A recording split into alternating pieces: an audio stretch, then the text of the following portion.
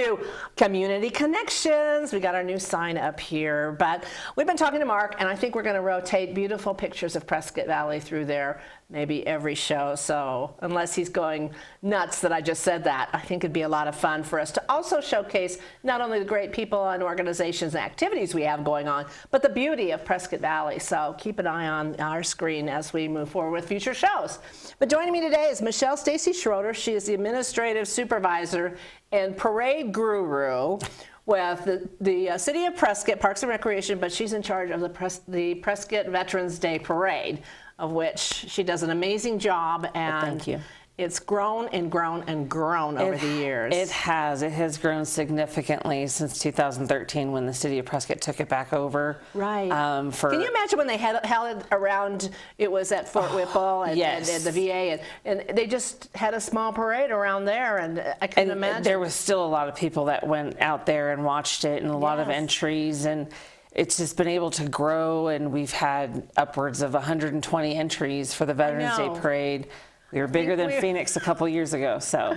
I think the Chamber participated last year. We really value our veterans and our veteran-owned business members, and we put them on the flow. Some of our Vietnam veteran was the theme last year, and I think we were 118. Yeah, but it was a wonderful experience, and we had a terrific time, and it's just so nice to see everybody being patriotic and supportive of our veterans with flags and cheering, and it's a heartfelt thing. We're back again this year. Yes, it's an amazing event. It's an amazing day. As a veteran myself, it's very heartwarming to see the public come out and pay honor and respect to veterans. So, well, Michelle, thank you for your service, and you wouldn't even know it. What branch of the service? I was in the Army for 8 years. Bless you. Oh my gosh, look at her, and wow. So congrats to you. Thank you. Thank you again. So tell us about this year's theme. Every year you pick a different theme honoring the veterans. So what is this year? Correct. So this year we decided to focus our attention on Desert Storm veterans, and then veterans that served in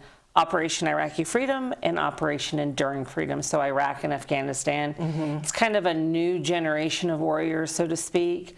The conflicts in Iraq and Afghanistan lasted for quite some time, and one of the things that have come out of that is, 22 servicemen a day, battle those demons, and so we thought it would be fitting to honor them.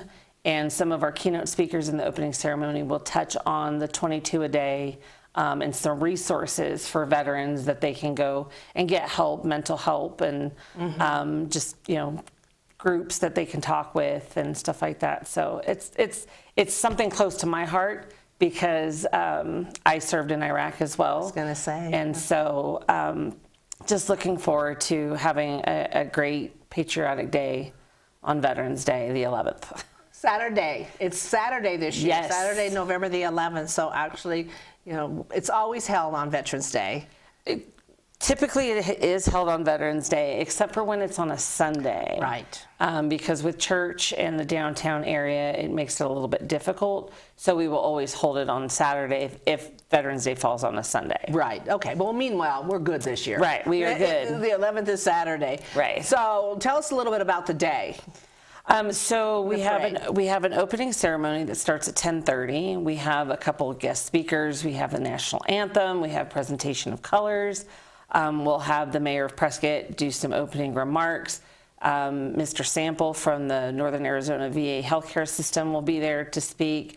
And then this year we got Arizona Congressman Eli Crane to come and give our keynote speech. And then that's at 10:30, and then the parade starts at 11. We always stop the parade at 11:11, and we read the Veterans Day proclamation. And so we pause, and then the parade continues. But we've also added something fun for this year, kind of fun. We work with the Embry-Riddle ROTC, Air Force and Army cadets, and they will be pulling 24-hour guard on the All Veterans Memorial on the west side of the Courthouse Plaza. And that begins at 10 o'clock on the 10th. And so this year, we are actually going to do a wreath-laying ceremony in front of that memorial. Okay. And so we would like to invite the public to come out and watch that. It's so neat to watch them. There's 4 cadets at each every half hour, and they stand guard at that Veterans Memorial, and it's so moving. Wow. But to do the wreath like they do at the Tomb of the Unknown at Arlington is going to be something spectacular. Now, to when is this see. again? So that will be at 10 o'clock on Friday the 10th. Friday morning, okay. Yes, and then they do 24-hour guard, and that will end at 10 o'clock on the 11th, and then the opening ceremony starts at 10:30. Wow. So lots of stuff going on downtown Yes. Prescott for Veterans Day. It's just like I said, we talked about it growing and growing. How can people be involved, be a part of the parade? So we still have entries. We're still taking entries until Monday. Okay. You can get the application at the City of Prescott website, which is prescott-az.gov. Under Recreation Services, Programs, and Special Events, you scroll down to the tab and you'll see the Veterans Day information. We give awards in 7 different categories, Yes. and then an overall category.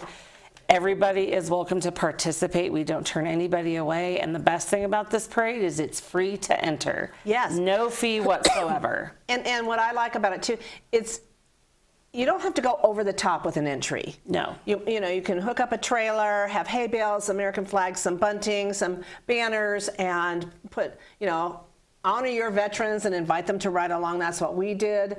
We plan on doing probably, pretty much the same thing again, only this year bringing our veterans that that were in and one of them, Chris Swan, or Katie's husband in our office, is a veteran of those conflicts, and so we're looking forward to honoring him along with a lot of other business members. We had a veteran one year that walked part of the way with his walker that had some red and yellow ribbons on it.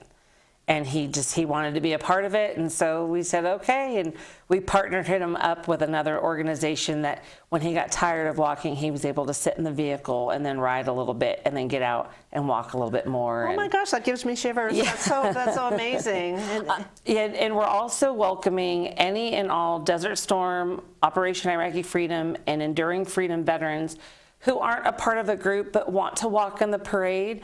We are inviting them to join us at the corner of Willis and Cortez Street in the old bank parking lot, and we will walk together under a beautiful flag hung by the Prescott Fire Department over the intersection of Gurley and Cortez as a welcome home to them. So nobody has to sign up. They just show up and they can walk in the parade with us. It's always a special day. Thank you for doing that. Thank you for continuing the tradition of the Veterans Day Parade and growing it, and just always making sure every year our veterans are recognized, no matter which war, which conflict they served in. Exactly. And now more than ever, we think about our veterans and how important their service has been to us and our freedom. So thank you, Michelle. Your website, one more time for the information. Is prescott-az.gov. If you have any questions, you can call me directly at 928-777-1121, extension 4501.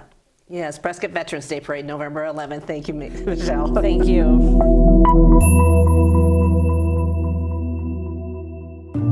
So as a technical sergeant, E6. I served in Vietnam in 1969. I am a U.S. Army veteran. Have you ever helped a fellow veteran? Of course. Yes. Try to always be there for each other. I do my best reaching out to my brothers and sisters in arms. Have you ever asked for help yourself?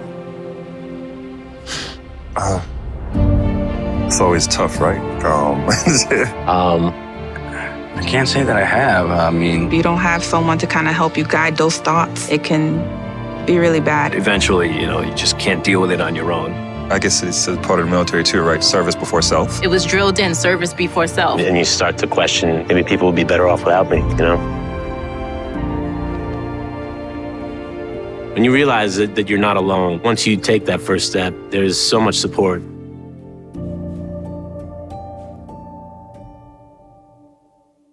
Or spoken, but lived. It's what we do. It's who we are. It's the battle cry of our fighting spirit. Battles won. See all the battles Marines fight to win at marines.com.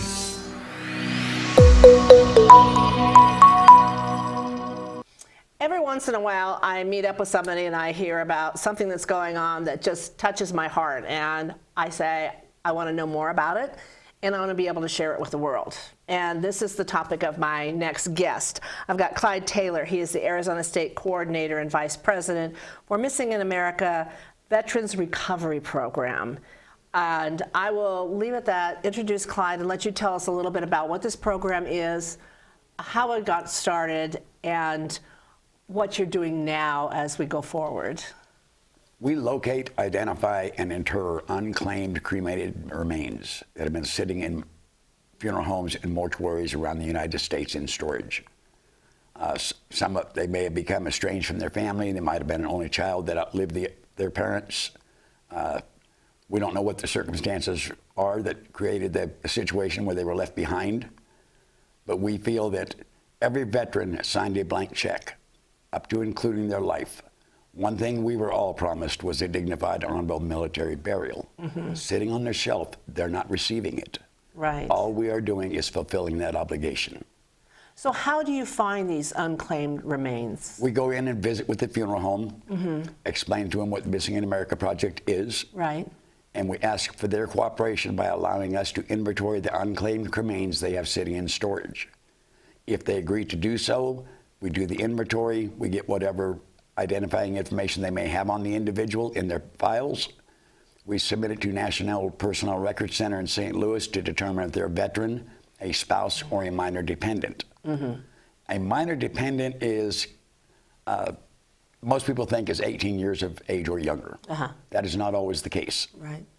If they pass before their 23rd birthday and they are still a student, they qualify for burial with their parent. So if you, as long as you're still a student and you pass and you're in college, if something happens, you have a car accident or Whatever. mess up somehow at a party or something, and you pass, and your parent is a veteran, you qualify for burial with them. Oh, I see.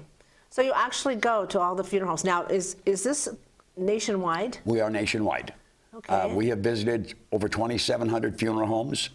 We have inventoried over 36,000 unclaimed remains so far. Yes. Of that, we have found 6,600 veterans. Wow. And then what happens once you identify them as a veteran? We notify the funeral home that we will be claiming them as family. We provide an urn and name tag for them. We arrange for the services at a state or national veteran cemetery. We arrange for the military honors. We do it all. Wow. At absolutely no charge. We are a 501c3 nonprofit.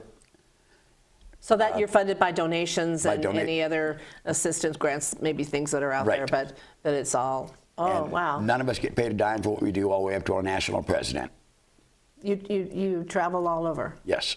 And I know the gentleman I spoke to, that's one of the volunteers, that told me about your organization. Right, John Epstein. That's what he does, and he was very proud of the work that he does.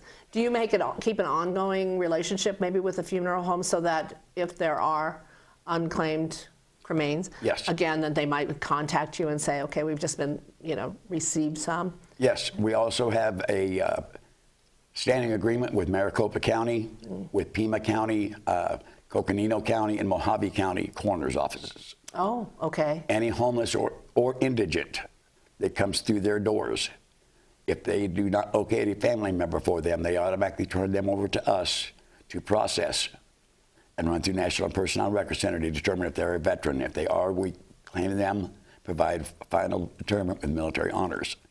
How did you get involved with this? I started out as an escort rider on my motorcycle, just escorting the funeral services. My first service was up in Washington State when I still lived up there, and we carried 12 veterans, one veteran on the back seat of each one of our motorcycles, from Seattle to Spokane, Medical Lake State Veteran Cemetery. And when I moved down here, I got involved as an escort rider here, and then they asked me to lead the team. And I said, okay. And I became best friends with the state coordinator at that time, Mr. Jim Fuller, United States Marine Corps, Vietnam. Jim became severely ill with Agent Orange cancer. Okay. And he had to step down. So they asked me to take his place. And I did. And over the years, I've just, without even intending to climb the ladder, I was voted in as board member on the board of directors, and then I was voted in as the national vice president. And how many years has this been? I started with them in 2010. Wow. Yeah, a lot of time. We have one that is being buried in Canyon City, Colorado this Friday. She sat on a shelf in Seattle, Washington at Butterworth Funeral Home for 104 years. Oh my goodness. She passed in 1919. Her husband, a Civil War veteran, passed in 1909. Oh. So she will be interred with her husband, who was buried in the veteran section at the Overland Heights Cemetery in Florence, Colorado, on Friday at 11 a.m. So there's no time limits on this. No. It's who you find. Well, you were telling me you've got one coming up, an interment for 20 unclaimed veterans in Marana. Yes. These services are open to the public. Yes, they are. We have the one in Marana on October 28th at 10 a.m. at Arizona Veterans Memorial Cemetery. We have one on October 25th at National Memorial Cemetery of Arizona in Phoenix. And how do you let people know that these are out there, that they're welcome to attend? We notify the newspapers. Okay. We have some a lot of the TV stations show up. Fox News, Channel 12, Channel 5, Channel 3, they've all been out there to the cemetery and seen our services. It's very special work you do. Yes, Very special work. and I'm honored to do it.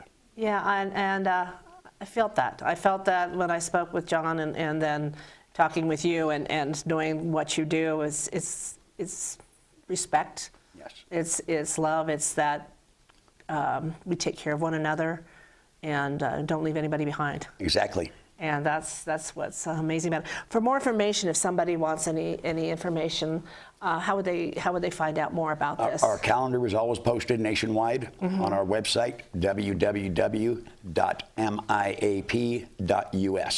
Okay. If they wish to get involved and volunteer, they can go to our website. There's a volunteer button there. If they click on that and fill out the little questionnaire, that goes directly to our National Training Officer, Mark Wells, who is also my Assistant State Coordinator here in Arizona.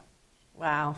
Very well organized. Yes. You're very we well try to be. organized, and that truly makes the difference. So, Clyde, thank you so much. Thank you for what you do in the organization that does, and anytime you want to come back and talk, share more about it, how we can get people involved. They may be sitting out there and saying, I'd like to help you do something, and maybe support you by donations too. Yes. All right, thank you very much for joining us again.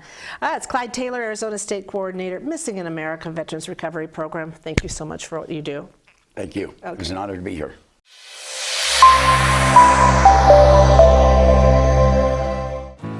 You know you don't have to wear your PT gear anymore, right? It's comfortable. So how's civilian life treating you? It's fine. When I got out, I didn't want to admit that there was anything wrong because I felt like a failure. And then I realized, like, there's nothing to be ashamed of. So I started talking to someone. Maybe you are fine, but if you're not, it's okay. Thank you. If you or a veteran you know needs support, don't wait. Reach out. Find resources at va.gov/reach. Let's be real. Getting a flu shot Helps you. fight the flu. Get a flu shot for yourself and those around you too.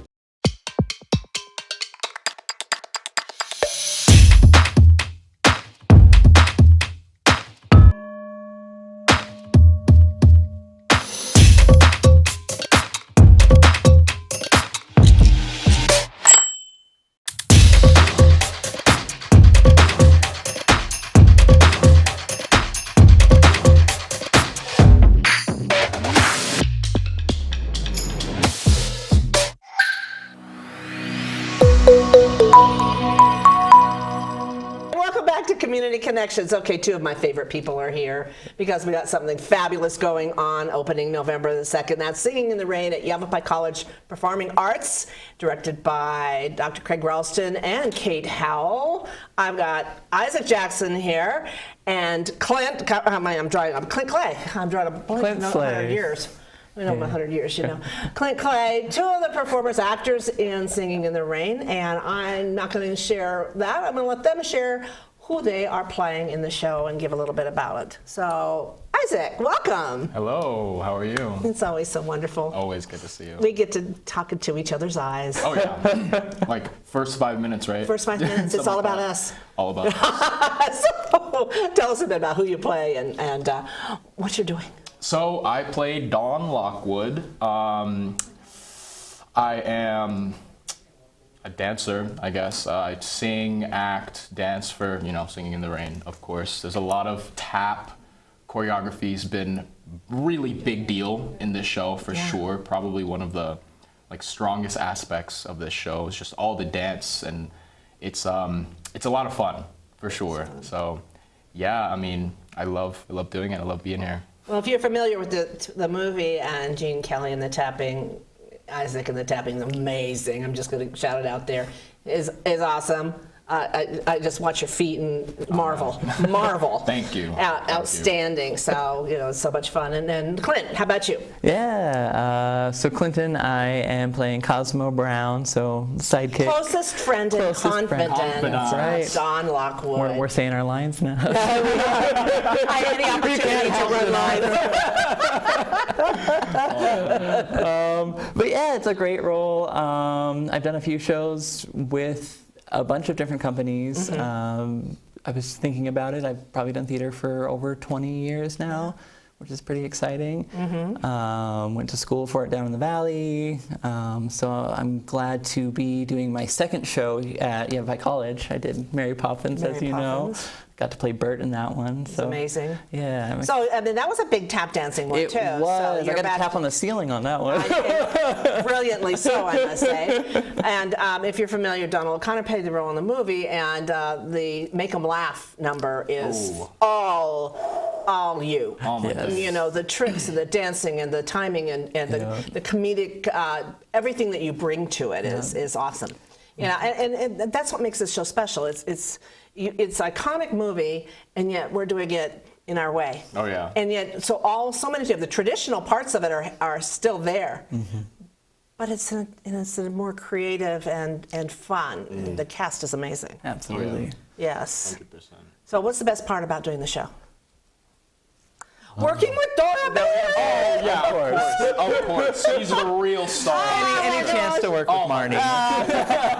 Yeah, in case you haven't guessed, though, I do have a part in the show, and I play Dora Bailey, the Hollywood columnist, and it's a lot of fun, and it's a lot of fun working with you. And I guess as somebody that's in their older years working with the young people is just amazing. The talent, they make you want to do more and do better. It's our pleasure to be with you guys. Oh, well, we're having a blast, You just bring us into your little, world, and we're learning so many new things. It's fun. No, it's a journey for sure. Yeah. So how long have you been in rehearsal? Oh man, what is June? that, June? Yeah. So June. actually started the dance rehearsals because it's taken that long. So how many dance numbers do you have in the show? Oh, that's a good question. Let's see. I know. I'm making you think a little bit now. Let's just go through them. So we got Fit as a Fiddle. Yeah. What's right after Yes. There's. Oh my gosh, they do the Are we tango. doing them in order? And I mean, we could just. there's about 10. There's a There's a bit. lot. There's a lot. Right, There's a right. lot. Yeah. And tell us about the rest of the cast. Yeah, I mean, so we are double cast. Okay. So we get to play together, but we also have another person playing Kathy and another person playing Cosmo. So it's fun to kind of see the different people interact with each other. Oh, yeah. And they each bring their own flair and uniqueness to the roles. They which is do. really cool. They do, but it's all equally brilliant. Oh, yeah, And that's what's fun. It's like, oh, wow, that's amazing. And then, oh, wow, that's amazing, at the same time. Yep. So it is just those parts that are double cast. So the rest of the cast stays the same for the whole. Lena Lamont, who is Alyssa. is brilliant. Oh, yeah. Nothing She's else. killing- You must see the show for that. Oh yeah, she's performance. gonna steal it. It's 100%. incredible, and how she carries that all the way through. Directed by Dr. Craig Ralston and Kate Howell, both of them co-directing, but again, pushing everybody to their limits as far as do better, do 100%. more. Oh yeah. Because you're bringing dancing, singing, and acting. Yeah. The triple threat. Oh yeah. All right there in one show. And Isaac's going, No, yeah, no, you're right. You're right about it all. Like I feel like for me specifically, because this is my 4th show at the college, this is one of the heaviest I've taken for sure. It's my first lead. What's your lead? Yeah, my Yes. first time having a lead role, and it's a lot. It's a lot of work, but you know, one of the things that helps keep us all sane is that we all have each other to depend on. Like not just the leads, but everyone in the cast. Like you know, you could talk to everybody and be comfortable with everyone. It's like a family kind of, you know. You feel that way, Clarence? Oh, absolutely. Yeah, it's a I great community. I don't like this. Yeah. Everybody except this. Oh yeah. Right. No, I have to agree with you. I have to agree with you. It's not a huge cast, but it's very works very well together and helps each other out. You know, and especially when it gets crazy is when we start getting into dress rehearsals, quick changes, and all of that. So Singing in the Rain opens November the 2nd, so Thursday runs 2 weekends. The first weekend has a Saturday matinee, so we say Friday night, Thursday night, and Friday night, Saturday matinee, and Sunday matinee.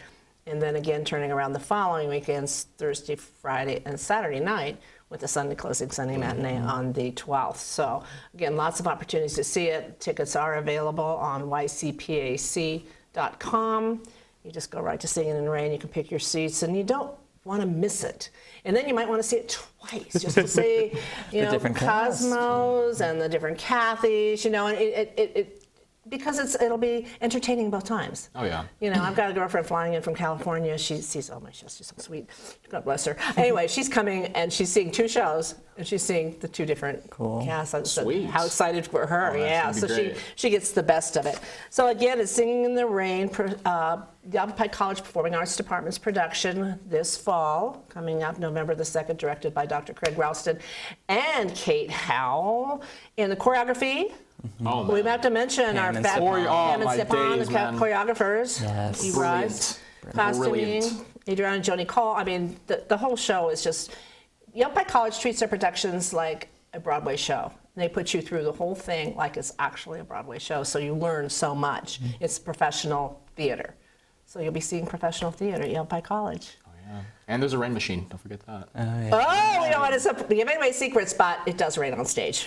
And thanks to the tech crew on that one. Oh yeah. That's amazing. That's gonna be fun. Yeah. I get to tap in that. I hear they're providing ponchos. Yeah. For the first 3 rows.